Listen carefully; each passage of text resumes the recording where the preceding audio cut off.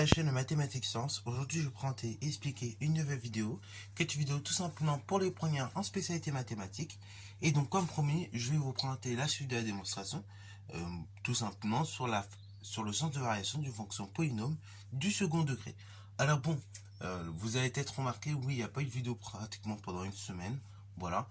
Donc c'est un petit peu normal parce que j'étais un petit peu plus pris par les cours et donc j'avais pas forcément le temps de tourner. Enfin, en fait, j'avais déjà tourné les vidéos, mais j'avais pas forcément le temps de monter.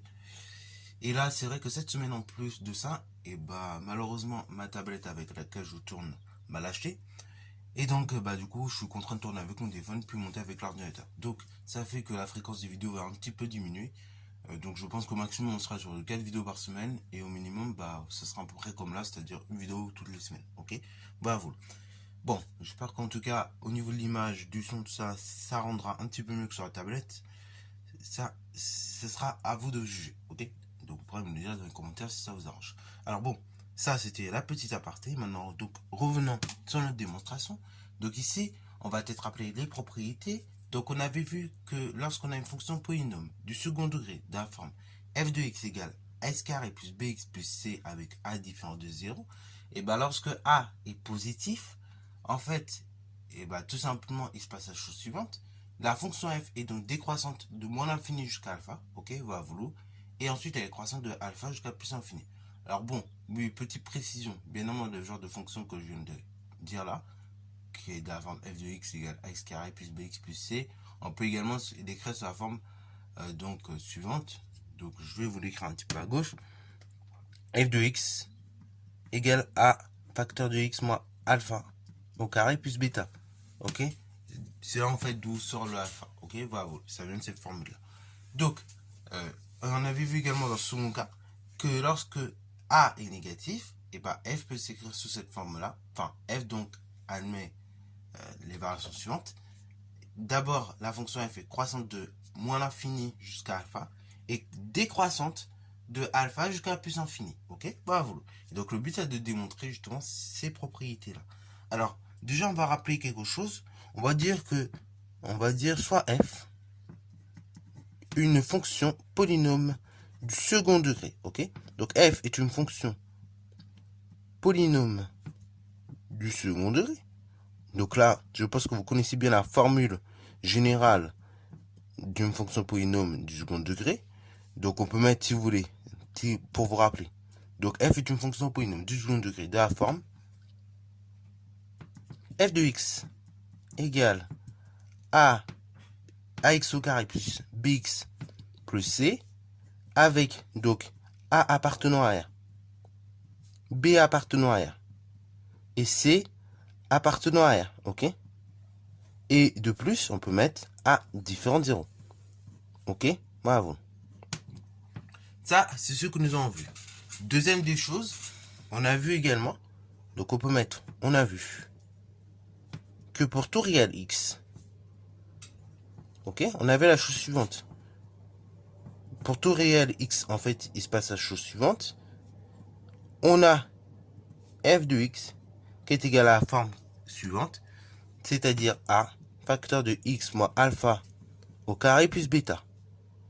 Donc là, en quelque sorte, on va arriver à cette forme-là, ok? Avec, si vous voulez, donc on peut encore préciser les choses, avec alpha qui est égal à moins b sur 2a. Ok? Bon. Là, pareil, cette forme-là que je viens d'écrire, ça c'est la forme canonique. Et donc en fait, pour démontrer très simplement les propriétés concernant la source de variation du fonction polynôme du second degré, on va passer par cette forme canonique. Okay. Voilà, comme on a vu dans la dernière vidéo. Alors du coup, la dernière fois, on avait traité le cas où A était positif. Là, on va traiter le cas où A est négatif. Ok. Donc on va dire, si A est négatif, donc strictement bien évidemment, puisque A ne peut pas valoir 0, on l'a dit tout à l'heure. Donc si A est strictement négatif, on va faire l'étude dans deux cas. On va faire l'étude du sens de variation, du coup, vous l'aurez compris, de moins l'infini jusqu'à alpha. Ensuite, on va faire la même étude de alpha jusqu'à plus infini. Ok?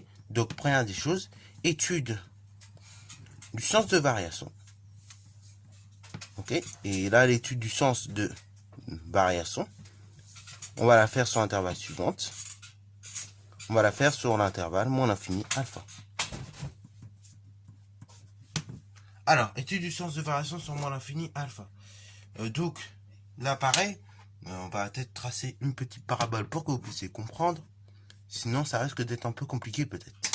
Alors, voilà une parabole dans le cas où tout simplement, vous avez f qui est tout simplement strictement négatif, ok? Enfin, avec f dont le coefficient a est négatif. Et donc, voilà à quoi ça ressemble. Lorsque a est négatif, la parabole représentant la fonction f. Elle est plutôt descendante, ok? Elle est pas souriante. Donc là, on a dit que f changeait de variation en un réel. Ce réel-là, c'est alpha. Il est ici, ok? Bravo. Et le maximum, si vous voulez, on peut le rappeler, il vaut bêta. Voilà, puisque là, on est sur un maximum. Alors, du coup, là, quand on va travailler sur l'intervalle moins l'infini alpha, vous êtes bien conscient que l'ensemble des réels x qu'on va prendre sera strictement inférieur ou éventuellement égal à alpha. Ok? En tout cas, ce sera inférieur à alpha dans tous les cas. Donc, c'est bien important de comprendre parce que là, pour la démonstration, ça va servir. Alors, du coup, on va prendre deux réels. Donc, soit x1 et x2, deux réels tels que on a la chose suivante. On est x1 strictement inférieur à x2. Ok? Ça apprend des choses. Ok? Une fois qu'on a pris ces deux réels-là, x1 et x2, tel que x1 strictement inférieur à x2, et ben maintenant on va soustraire de part et d'autre alpha. Alors, qu'est-ce qui se passe si je soustrais alpha? Et ben on a dit, à chaque fois ces deux réels-là, ils sont strictement plus petits ou égaux éventuellement à alpha. Donc quand tu vas soustraire alpha, comme ils sont plus petits que alpha, et ben on va obtenir des réels négatifs. Ok? X, alors de ce cas-là, on aura d'une part x1 moins alpha, qui sera plus petit que x2 moins alpha, et x2 moins alpha sera plus petit ou égal éventuellement à 0. Ok? Bravo. Comme je viens de le dire, on sera sur des réels négatifs. Ok? Puisque x1 et x2 sont plus petits qu'alpha. Ok? Bravo. Et en soustrayant alpha, on va obtenir x1 moins alpha qui sera beaucoup plus petit que x2 moins alpha, comme x2 est plus proche de alpha que x1. Et x2 moins alpha, il sera également plus petit que 0, dans le cas où x2 ne vaut pas alpha, ou il sera égal à alpha dans le cas où x2 vaut alpha. Ok? Bravo. Alors, maintenant, le but, vous aurez compris, c'est d'arriver à la forme canonique. Ok? Donc, d'arriver, on peut remonter un tout petit peu, à cette forme-là. F de x égale alpha a facteur de x moins alpha au carré plus bêta. Ok? Donc là, dans un premier temps, j'élève ça au carré. Ok? Les deux différences là, je vais élever ça au carré. X1 moins alpha et x2 moins alpha, je vais élever ça au carré. Mais comment je vais m'y prendre? Est-ce que ça a changé l'ordre de l'inégalité ou pas? Et bien justement, on a une propriété, ok, qu'on a récité plein de fois en classe de seconde. Or, vous savez que la fonction carrée, ok, or la fonction carrée, elle est comment sur l'intervalle? Donc là, je rappelle, on est sur l'intervalle moins l'infini 0, hein, puisqu'on n'est qu'avec des réels négatifs. Donc, or la fonction carrée est strictement en fait décroissante sur l'intervalle, donc 0, enfin moins l'infini 0. Ça donne quoi? Ça donne que tout simplement, on va changer d'ordre.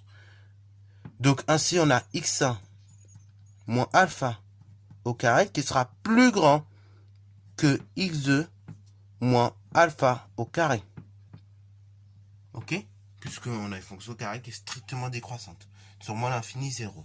Alors maintenant, je multiplie par a de part et d'autre de mon inégalité. Et donc là, si je multiplie par a, en sachant que a est négatif, vous vous rappelez peut-être de la règle qui dit la chose suivante, donc je la mets juste là. Lorsque tu multiplies par un nombre, un même nombre, aux deux membres d'une inégalité strictement négatif aux deux membres, et l'inégalité va se modifier en changeant de sens.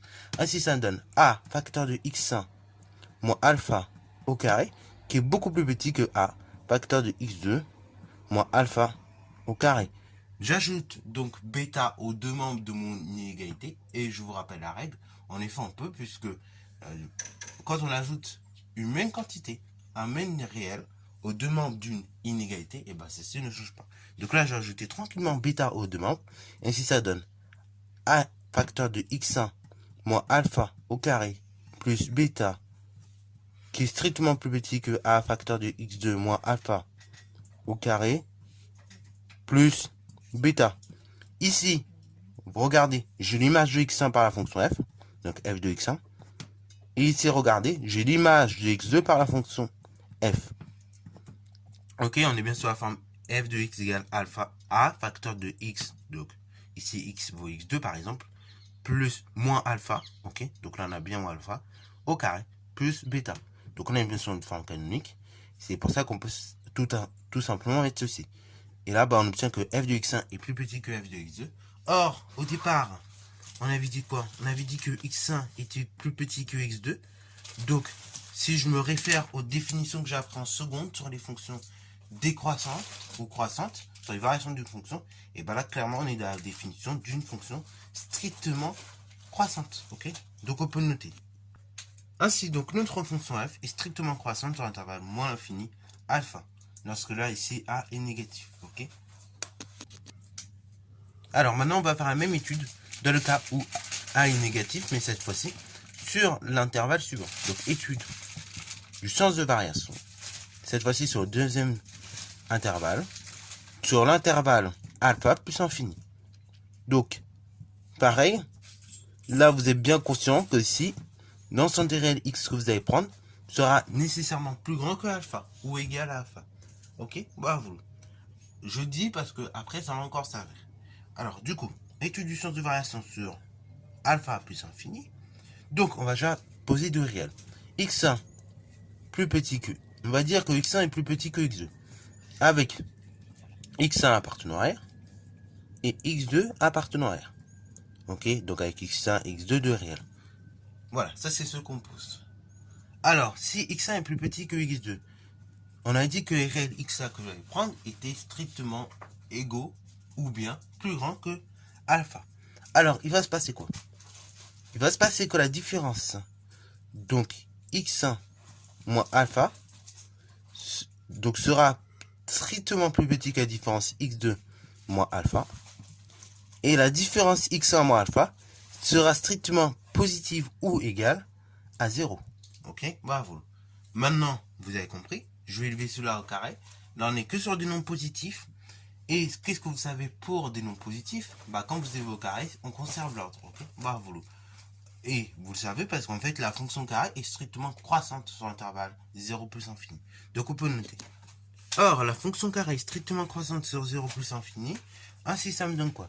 Ça me donne que quand j'élève au carré, j'obtiens x1 moins alpha au carré qui est toujours plus petit que x2 moins alpha au carré.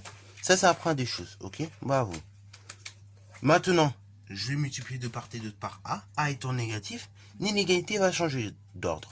Ainsi, ça donne a facteur de x1 moins alpha au carré qui est strictement plus grand que a facteur de x2 moins alpha au carré. Maintenant, j'ajoute bêta aux deux membres de mon inégalité. Comme j'ajoute un même nombre aux deux membres d'une inégalité, celle-ci ne va pas changer de sens. Ok, elle ne se modifie pas.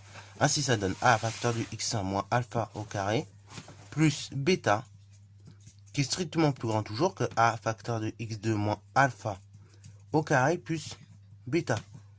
Là, ici, à gauche, on reconnaît l'image de x1 par la fonction f, qui est donc strictement plus grande que l'image de x2 par la fonction f, donc f de x2.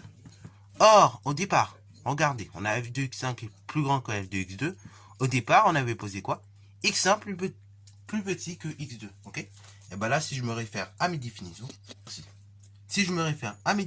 de seconde sur les variations d'une fonction, et bien là, je suis donc sur une fonction strictement décroissante, ok? Donc on peut mettre f est strictement décroissante sur l'intervalle suivante, sur alpha